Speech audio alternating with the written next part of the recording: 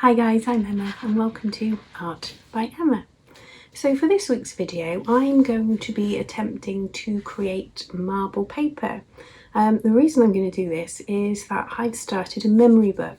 I found some old black and white photos of my mum from way back in the 50s and I wanted to create a memory book and I need some backing papers.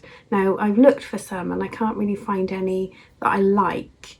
And they are really quite expensive for what they are, so I thought I'm going to try and make my own. So I've watched a couple of tutorials on YouTube about how to make marble paper, and I've seen two techniques that I think I'm going to try. One involves shaving foam with food colouring and acrylic paints, and the other one is oil and food colouring. Now you need obviously the oil, the shaving foam, food colourings obviously, acrylic paints obviously, and it suggests you do it on cardstock paper. Now I've got some cardstock paper, I've got white and I've got a few different colours, so I'm going to see what effects I can get, and fingers crossed we get something that looks decent. So let's get on with it, shall we? And so to begin, this is my tray and this is my shaving foam. Give it a good shaky, shaky, shaky, and then just basically fill the tray with the shaving foam. So I'm going to use food colouring on my first few attempts.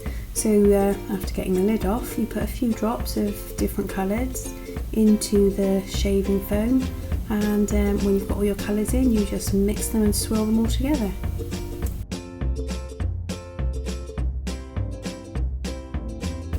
So I guess by doing this you're creating the pattern that's going to be printed onto your paper.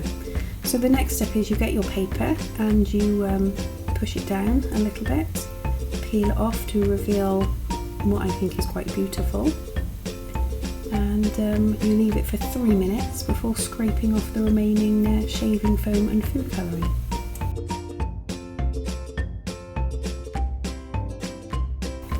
So I've left it for 3 minutes and I'm using my just standard window squeegee, and I'm scraping off the shaving foam. Now it does say on the tutorials to do it in one sweep, but I did a few because I couldn't get it all off. And this does get a bit messy and sticky. I wasn't fully prepared for this first effort.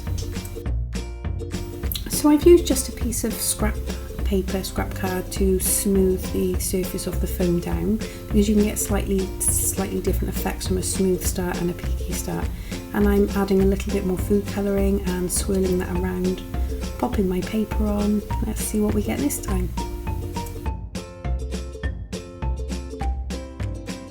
So after leaving it for a few seconds and then splishing it around a bit, I'm hoping to get some better coverage on this piece.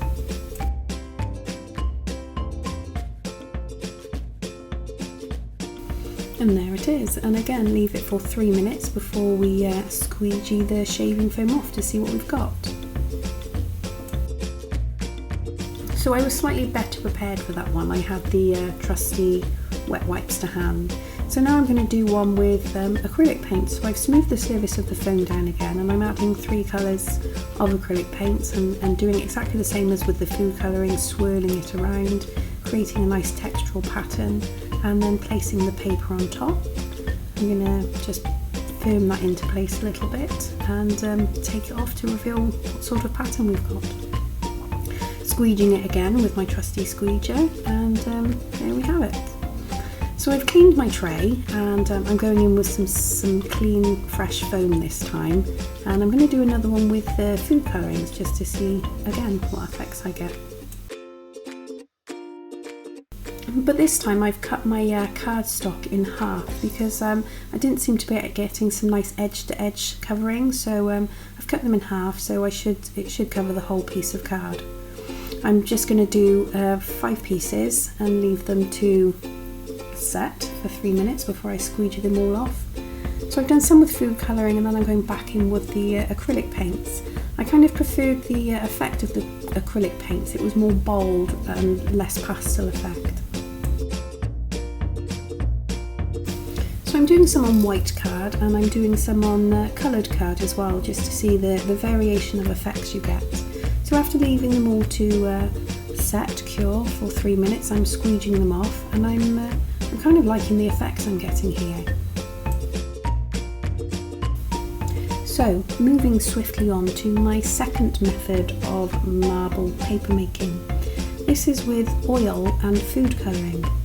So the tutorials say to put some oil in some cups or containers, small containers with water, and mix it all together to try and get the food colouring to break up in the oil. So you put a little bit of water into the tray, and with a dropper or a spoon or whatever you've got, add some drops of oil into the water. And next it said to swirl the colours around, but it just seemed to be making a bit of a muddy mess. Mine was not looking like the tutorials were looking, and I didn't really have a reason why. So you drop your paper in there, allow the water and the oil to absorb in the paper, and voila! Yeah. So I'm going to try that again. I'm going to swirl my muddy mess around a little bit more, add a little bit more food colouring and oil and food colouring. As with everything I try, I always end up going rogue. Popping my paper in, allowing it to absorb, and let's see what we get this time.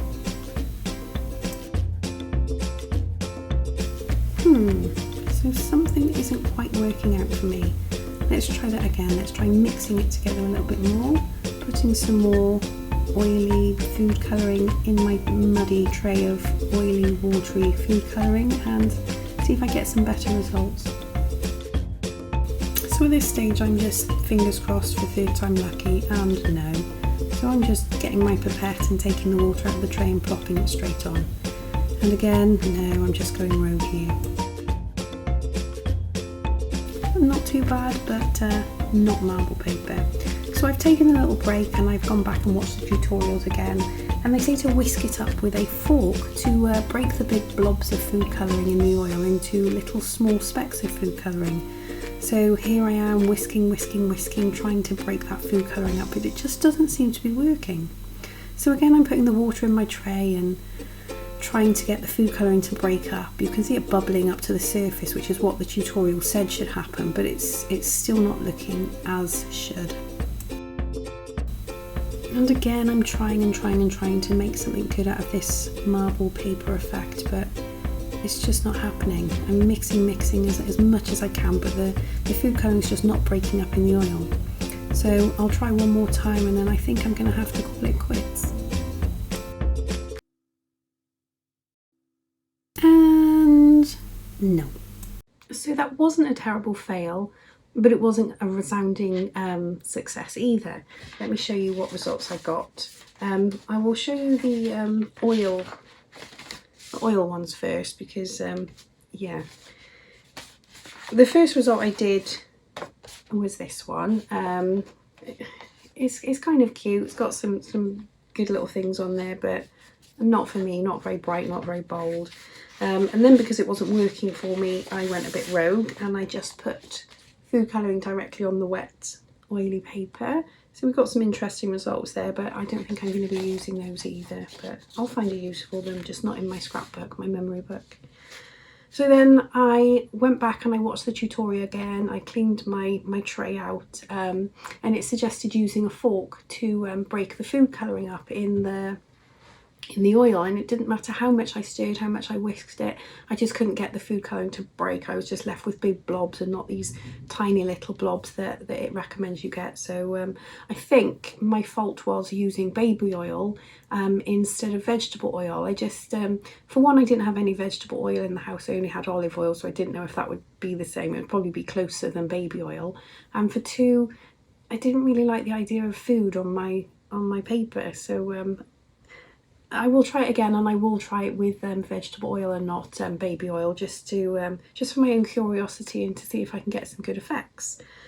So yeah, these were my final three, and again, not great results with that. So but before that, I did the shaving foam ones, and I started off with bigger bits of paper, and they wouldn't quite fit into my tray. My first one with the food colouring is quite pretty, some swirls going on there, so I didn't really like it when I first did it, but as it dried it looks slightly more effective. So food colouring, again with the food colouring, and then I did this one with the acrylic paint, and I like the results of this, apart from the smudge in the middle. I don't know whether I didn't leave it to dry long enough before squeegeeing it or what, but you know, the general pattern of it, where we seem to get in there. So then I cut my paper smaller so I could really submerse it in edge to edge, as it were, and I had some nice results from this.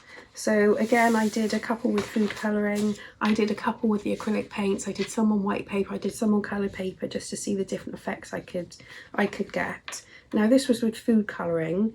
Yeah, it's a nice colourful piece of card. Another one with food colouring, and I actually quite like this. I'm definitely going to use this one. And then the rest were with acrylic paints, and I like the effects of these. They're going to be used in my memory book. So yeah, I'm going to learn from my mistakes. When something says use something, to use something, there's a reason behind it. I did look for tutorials for marbling paper with baby oil, and none came up. So obviously that's the reason, because it's just not the right viscosity. There's something in it. There's something in the vegetable oil, the cooking oil, that makes the food colouring split, adhere to the paper, whatever. So I'm going to try it again and learn from my mistakes. I hope you've enjoyed this video. Please give it a thumbs up, give me a like if you enjoyed watching this video. If you like my videos, please subscribe to my channel and press that notification bell so you never miss a video. I make videos every Friday. Thank you so much for watching, and I hopefully see you next week. Goodbye.